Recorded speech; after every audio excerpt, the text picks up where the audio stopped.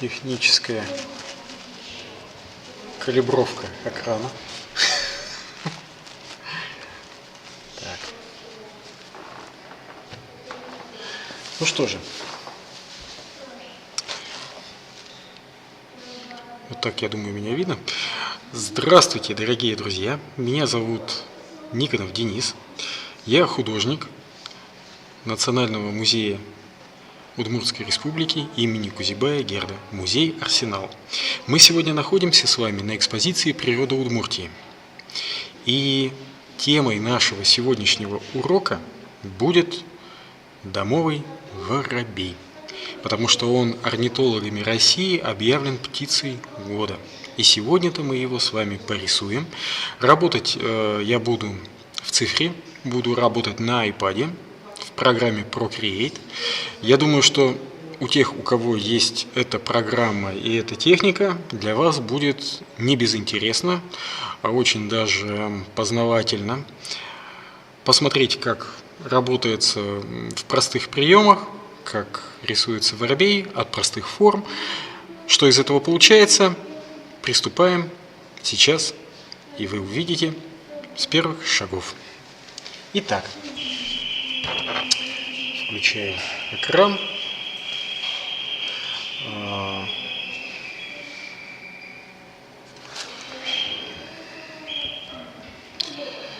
Вот у нас новый лист создал, достаточно хороший в разрешении. Посмотрите, то есть первое, с чего начнем, мы все-таки выберем фоновую подложечку. Сразу вот я обычно беру где-то слоя 2-3 и определяюсь цвет фона. Цвет фона будет у нас зеленоватый, серо-зелененький такой. Вот. Светлый тон.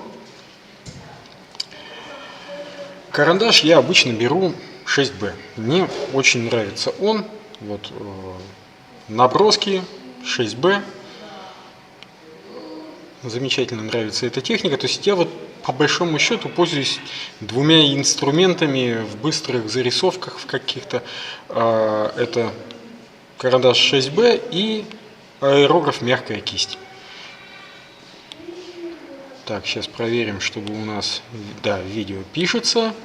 То есть потом у нас будет и таймлапс из этого виден. То есть его использовать можно. Теперь мы с вами перейдем к сюжетной части. Вот будет у нас сюжет, это где воробей, а именно самочка, кормит птенчика. Идем от простых форм. Вот у нас идет овальчик. Сейчас перейду к наброскам. Хотя можно даже этим начать. Вот. Овальчик. Сюда пойдет хвостик. Здесь будет голова. Грудка, направление клювика вот сюда. Лапки вот здесь.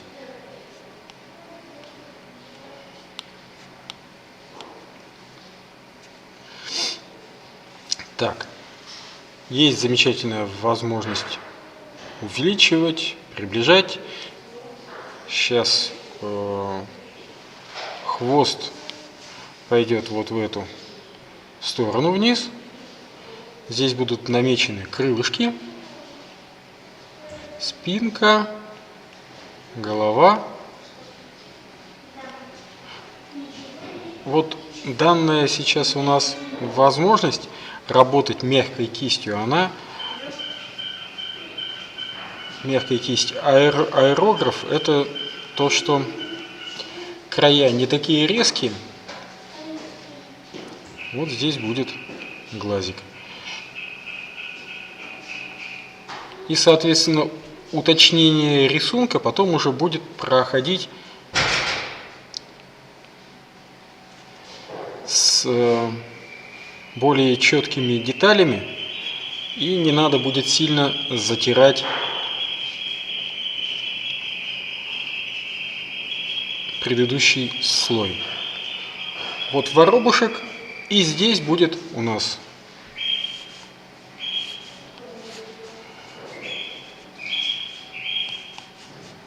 веточка и птенчик. Как у нас Ольга Владимировна Дьяконова говорит, это птенец по данному возрасту, который у нас будет изображен, называется слеток. То есть то, что слетело уже.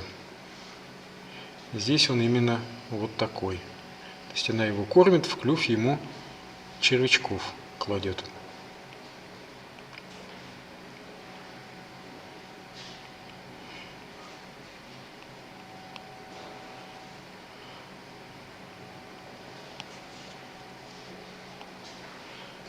Пока вот так вот. И вот теперь уже можно, скажем, пойти путем каким?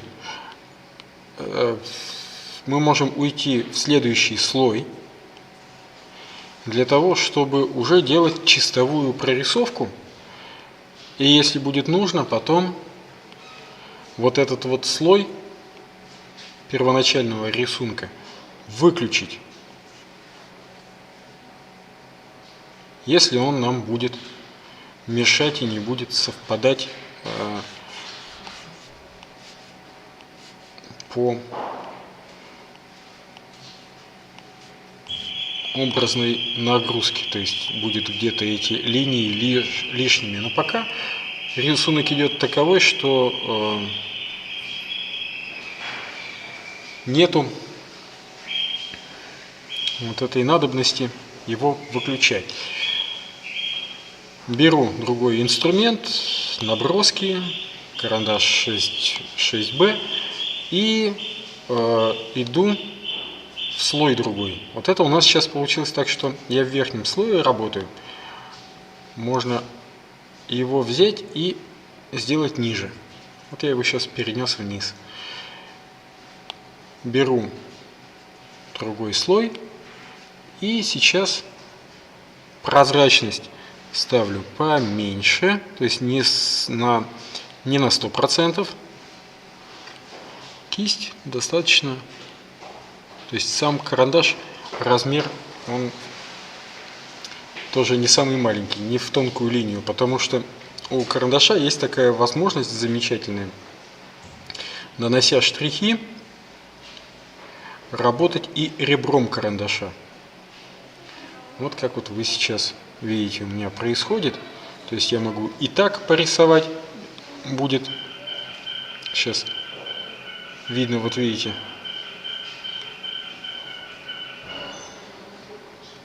Как если бы карандаш был, вот, пожалуйста, вот реальный карандаш 6B. Вот у него широкий грифель. Я могу тоже рисовать плоскостью. В общем-то, по аналогии с этим и выбран мой инструмент здесь. Это достаточно удобно. Мягкий карандаш, он для того и предназначен, чтобы делать быстрые зарисовки. Вот, потому что очень удобный инструмент для быстрого создания силуэта и чтобы тон было легче и быстрее набрать. Что, в общем-то, вот сейчас я и делаю. То есть я сейчас прорисовываю по мягкому силуэту аэрографа силуэтик воробья. Что я сейчас вот сделаю из поправочек в данный рисунок? Я чуть-чуть больше прорисую голову. Капелечку, но побольше. То есть вот смещу где-то сюда затылок.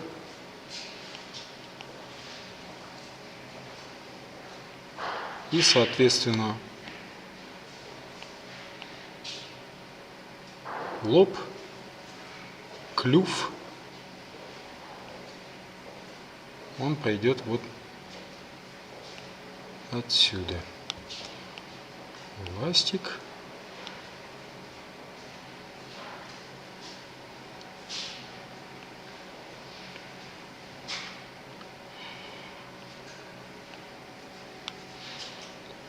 Опять же, вот видите, возможность работать в другом слое, это для меня как раз очень хорошее такое подспорье, когда у тебя не стирается намеченный рисунок ранее. Скажем, в живописи, когда мы работаем маслом, мы очень часто делаем подготовительный слой, рисунок, именно другой краской. Это акварелью или акрилом. Обводим линейный рисунок, чтобы, если что, можно было смахнуть красочку тряпочкой, и у нас мы вернулись бы к тем линиям, которые изначально наметили. Здесь же как раз вот этот эффект, эту функцию у нас выполняет слои. Ну, в общем-то, как и в жизни. Реально, то есть получается, что слой первоначального рисунка, он закреплен. Вот и здесь он закреплен тем, что мы эти слои разделили. И работая ластиком в корректировке деталей, у нас детали эти не убегают безвозвратно. Это, конечно же, для художника очень ценный элемент. Итак, вот вы видите, то есть глазик наметил, блечок на нем сразу обозначил. Стараюсь чуть подчеркнуть, вот посмотрите, верхнее веко, чтобы хоть немножечко, но оно у нас было по контрастнее.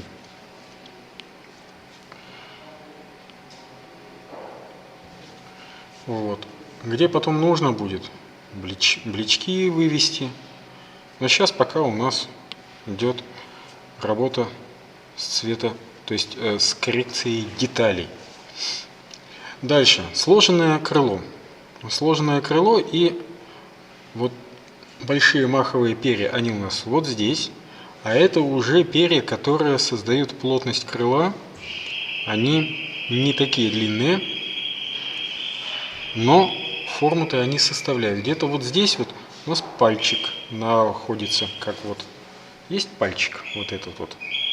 Он тоже у птичек есть. Вот это первое маховое перо, большое. Оно всегда короче, чем второе. Второе длиннее.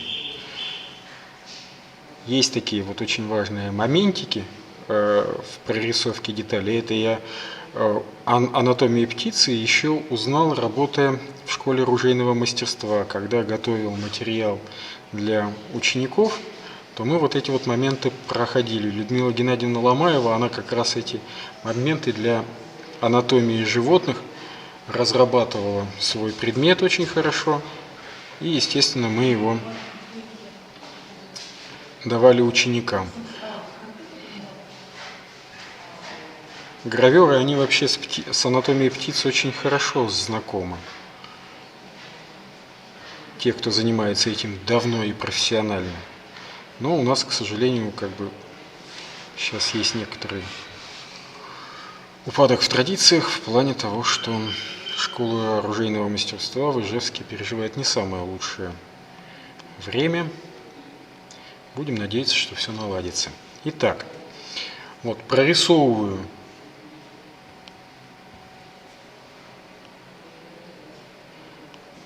характер рисунка перьев.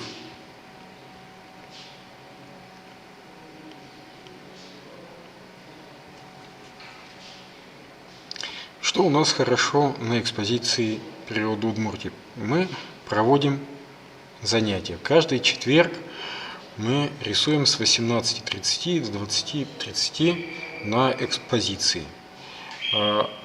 Большая коллекция, созданная на протяжении 40 лет таксидермистами в музее, она нам позволяет выбрать, в общем-то, любое животное, которое в Удмуртии птицы, животные, которые в Удмуртии обитают, насекомые или. Вот это, конечно, огромная ценность и большая такое подспорье для тех, кто хочет научиться рисовать птиц или животных.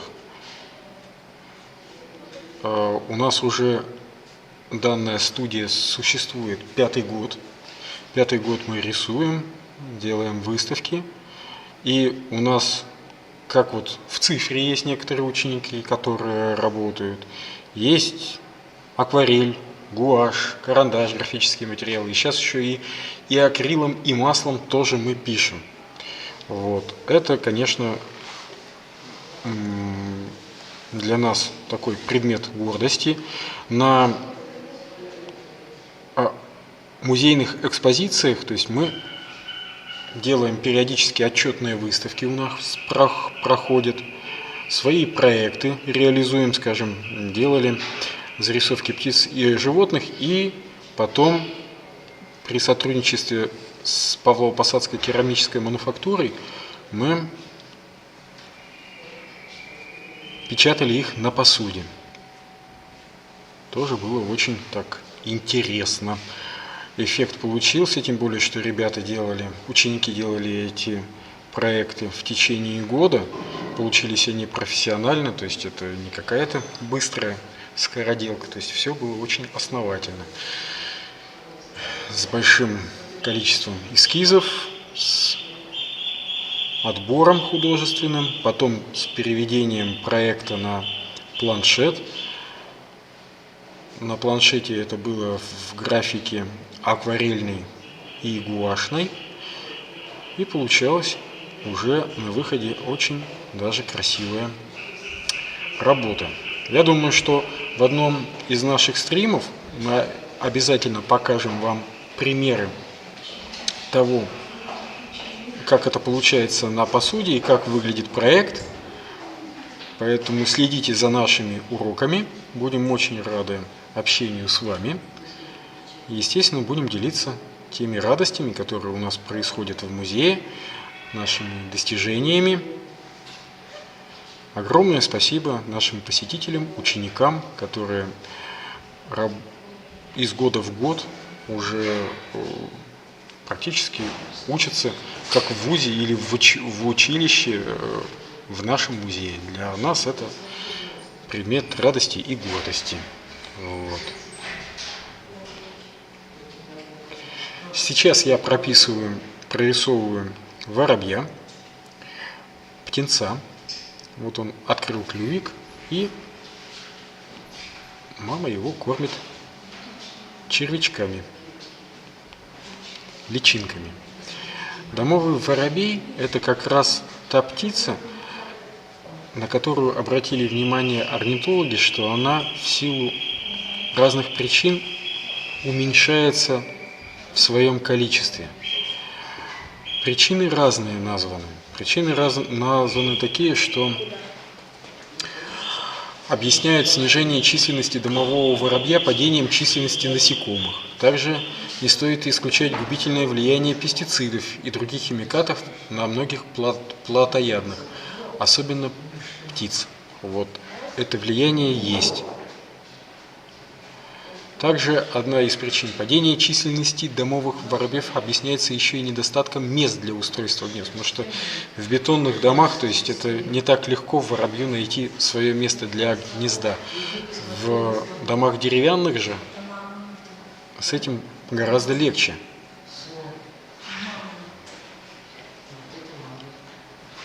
Так, сейчас еще червячка.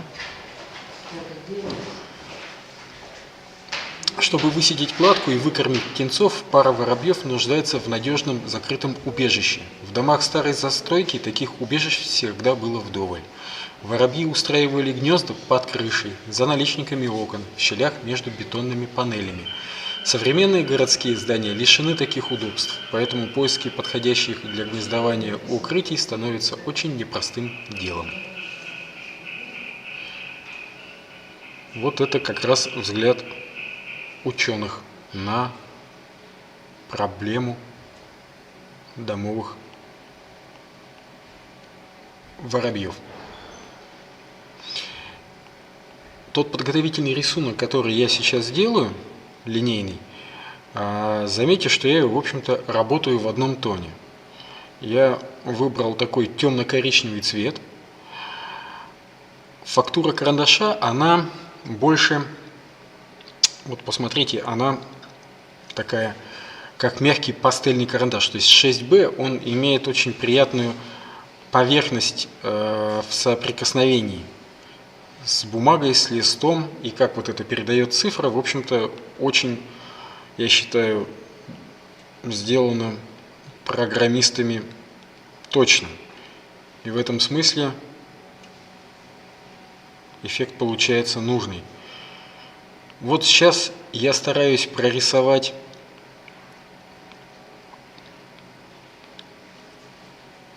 силуэт, и силуэт прорисовать так, чтобы не потерять вот эту вот красоту перышек, что видно, что у птенца еще не сформировалось окончательно оперение, где-то эти перышки влажные, они еще топорщатся в разные стороны. Вот. Все это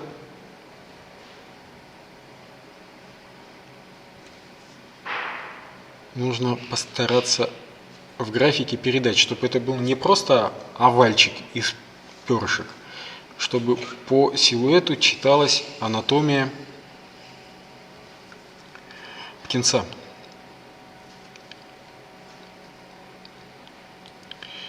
И как раз этому нас и учит натурное рисование. Натурное рисование – это прежде всего внимание. Внимание к деталям.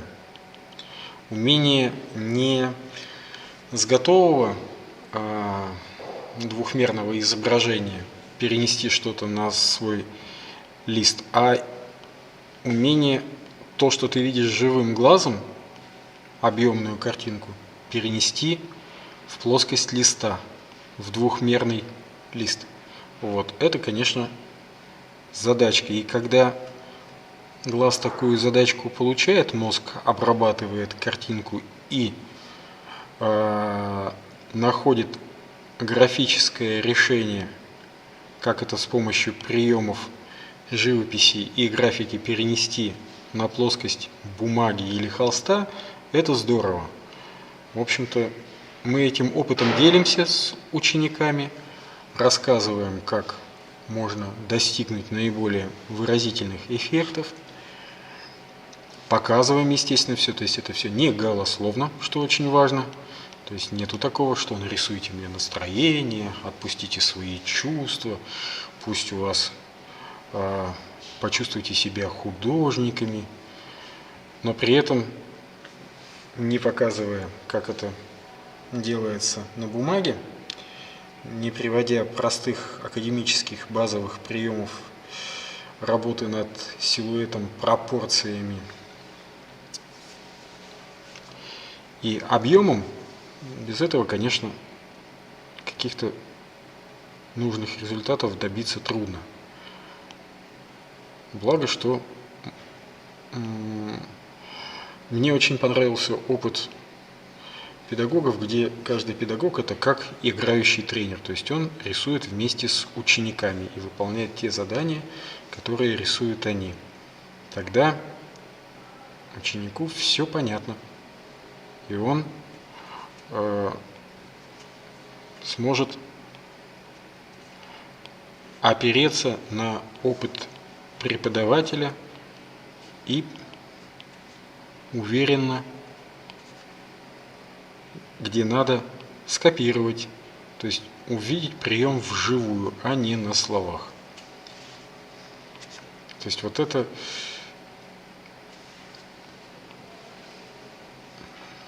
методика, она, конечно, действенна. Намного сложнее работы такие, как вот мы сейчас с вами занимаемся, онлайн. То, что у преподавателя не всегда есть возможность что-то показать прямо на листе у ученика, что-то исправить, показать то, что именно хочет ученик. Есть, конечно, некоторые потери. То есть в этом смысле чтобы все это покрыть, все эти недостатки онлайн-трансляции, надо давать материал прям на пределе возможностей. Но мы сегодня с вами выбрали тот формат, что у нас с минимальным количеством цвета. Вот сейчас посмотрите, у нас выбран фон, он серо-зелененький. Вначале мы с вами сделали подготовку вот аэрографом, потом поверх аэрографа мы прорисовали карандашиком более четкими линиями инструментов 6B. Вот сейчас можно взять и под этот рисунок продолжить работу в аэрографе. И продолжить работу в аэрографе в цвете. Почему? Объясню. То, что мы можем слой, вот, который у нас ниже вот того, в котором сейчас мы работаем, он позволит нам этот рисунок держать сверху, а цвет будет подкладываться снизу. Это удобно, то что верхним перекрытием не будут уходить детальки, так важно и нужные, такие важные и нужные для нас, которые мы нашли.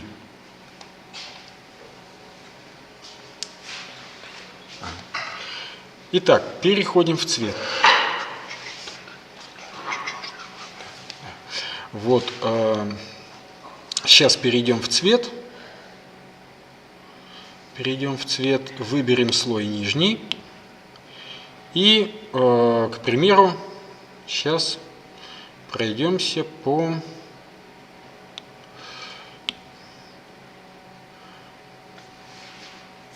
фону. Так, беру голубоватый какой-нибудь оттенок немножечко для небушка.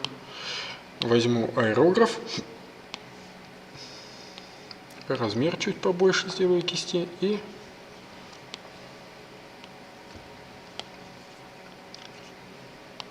вот у нас будут такие ударчики. Так, дальше. Сейчас возьмем зелененький оттеночек.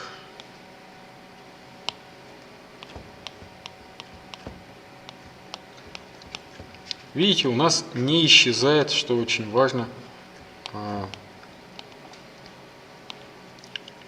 рисунок. Он находится слоем выше.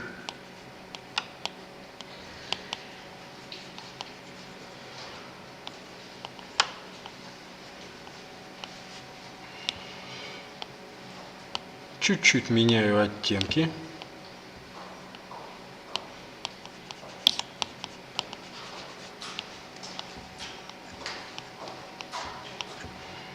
Здесь оттеночек, здесь оттеночек. Сейчас выведем.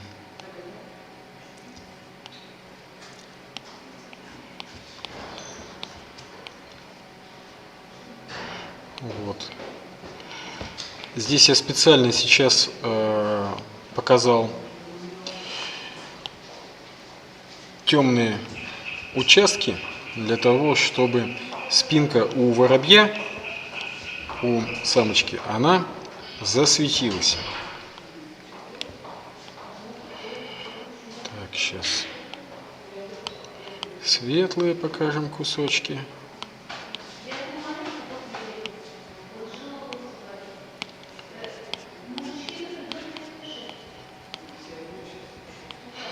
Сейчас размер кисти сделаем поменьше.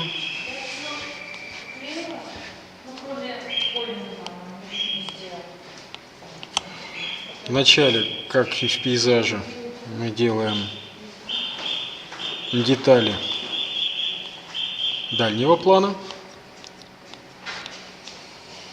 Там какие-то веточки. Вот. А потом уже делаем и деталюшечки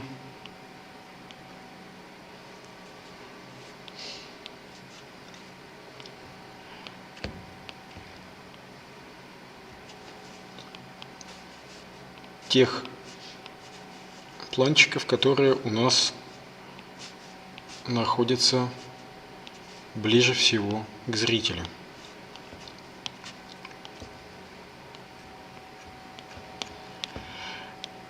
Стараюсь менять цвета, где-то стараюсь менять калибр кисти, размер, для того, чтобы достигнуть как раз эффекта иллюзорности. Потому что эти все вот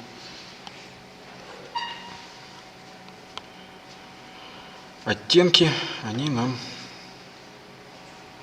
понадобятся. Так, сейчас я перейду на набросок. Опять же, размер кисти увеличу и яркость сделаю повыше. Это я уже как раз делаю, чтобы фактура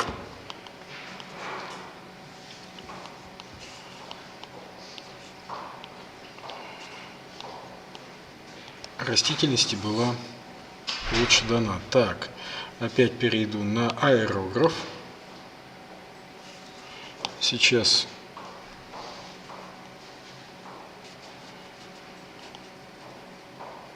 веточку обозначим.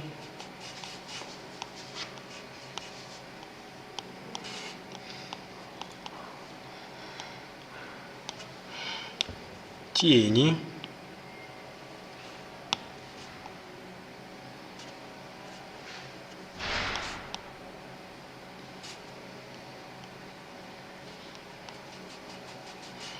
Стараюсь оставлять место для рефлекса на веточке.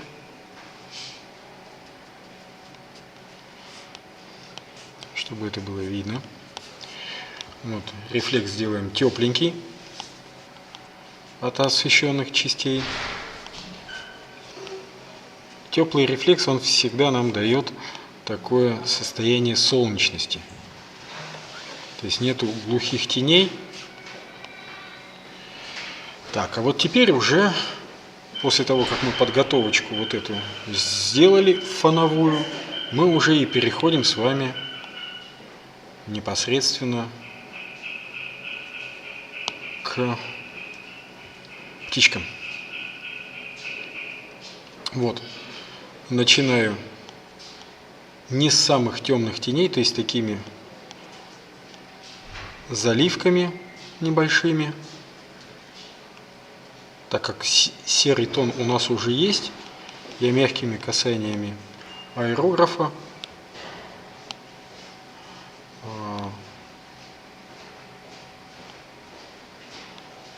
в пределах того рисунка, который у нас виден,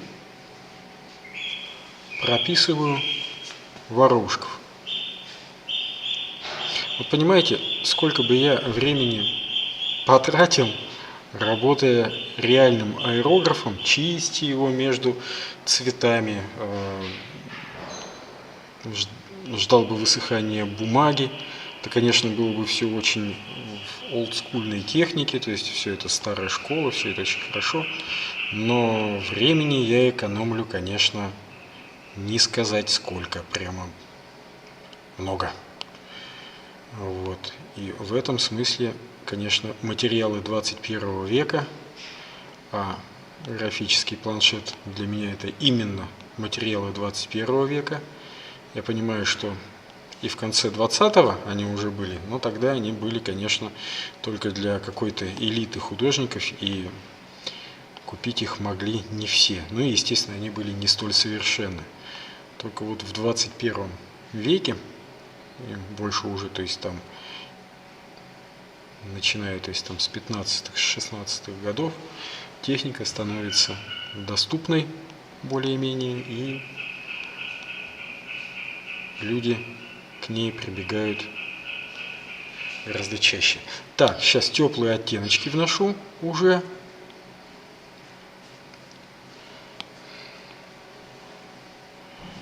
Так, даже чуть более оранжеватые. Вот посмотрите, как у нас вот эти вот слои, и то, что у нас сделана обводка, и она находится сверху, то все вот эти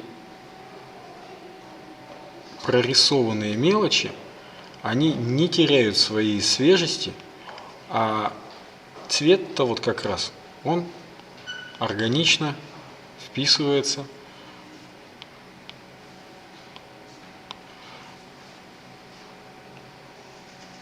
Сверху так, сейчас немножко светлее оттеночек дадим, где-то вот так. По спиночке пройдемся, чтобы она стала поярче.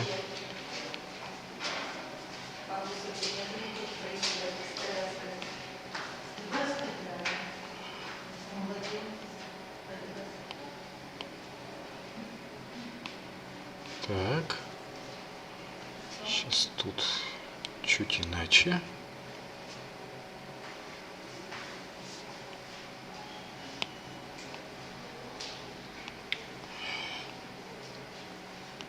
У нас, в общем-то, работа уже подходит к финишу. Клювики я еще, конечно, не прорисовал, но все равно, то есть тут уже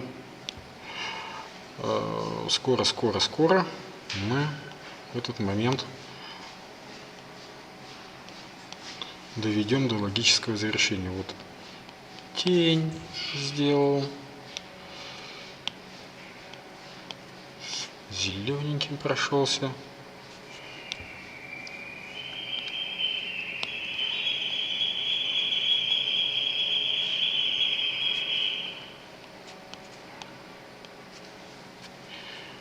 Вот, пожалуйста, сейчас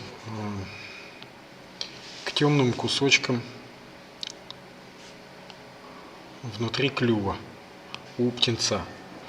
Вот здесь сразу можно будет увеличить и так много, так.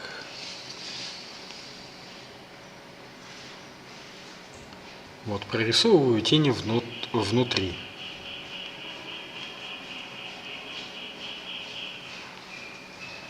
Сейчас вот как раз на этом приближении нам здесь легче всего будет увидеть нужное количество прорисовки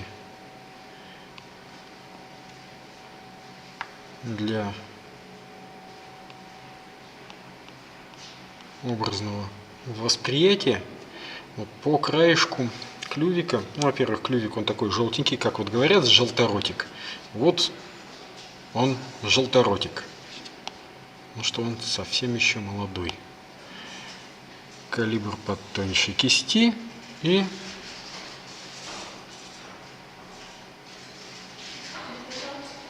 вот этот сейчас мы момент как раз отрисовываем.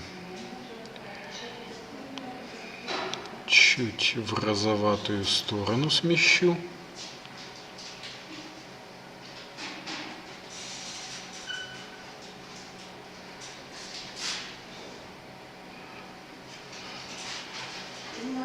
Потом где-то розоватенький кусочек у нас вот здесь появится.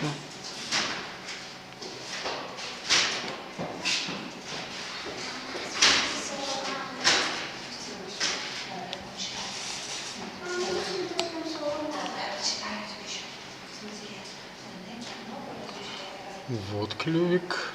И сейчас розовые тоже есть такое.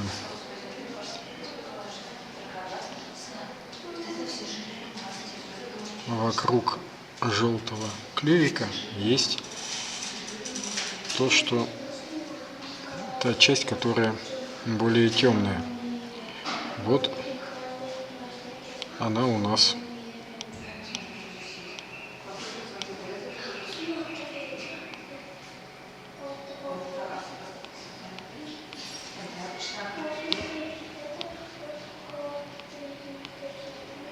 сделали здесь оттеночек розоватый, сделали здесь, поискали. И потом серенькими оттенками поработаем.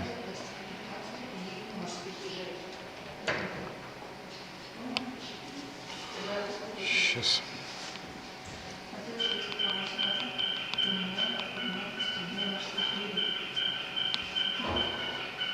На наброски перейдем. На карандаш 6Б.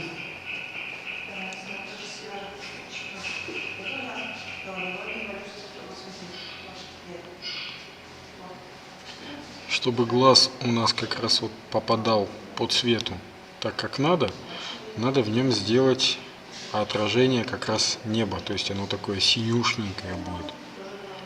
Чуть светлее. Вот. И здесь мы задаем тон самой светлой точки. Это у нас небо. Так.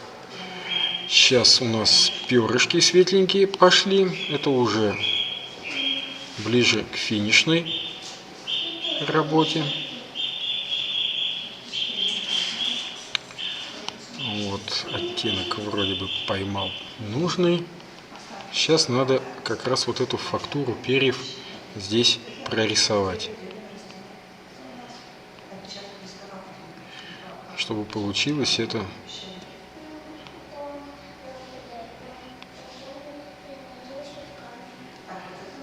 близко по впечатлению и восприятию, как это я вижу.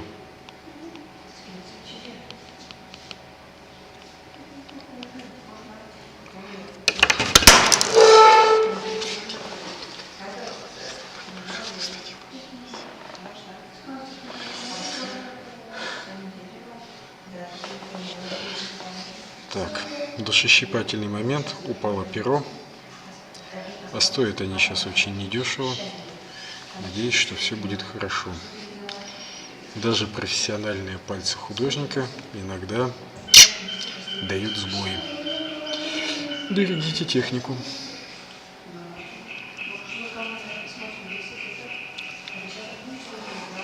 Вот, в общем-то, сейчас вы видите финальные штрихи. Еще чуть-чуть мы намечим самыми последними деталями. Это у нас будут как раз червячки. Мы их подсветим, чтобы они чуть светлее выделялись и, естественно, чтобы они были видны вам. Для этого взял оранжевый тон. Вот их. Сейчас по ним прошелся вот так вот. Это у нас средний и темный тональности. Вот. Потом еще чуть-чуть тон потемнее. Там, где в тени он находится, червячок. И последний удар это по цветам. Вот. С желтеньким мы специально для этого приблизим. И вот уже здесь как раз вот у нас получаются эти деталечки. Так, кстати говоря, вот сейчас можно...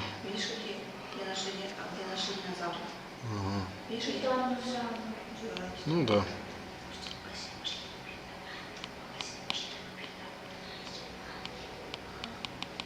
Детальки. Приблизили. У нас осталась недорисованная лапка розовенькая. Она должна быть как раз вот здесь розоватой. Вот она у нас. Лапочка.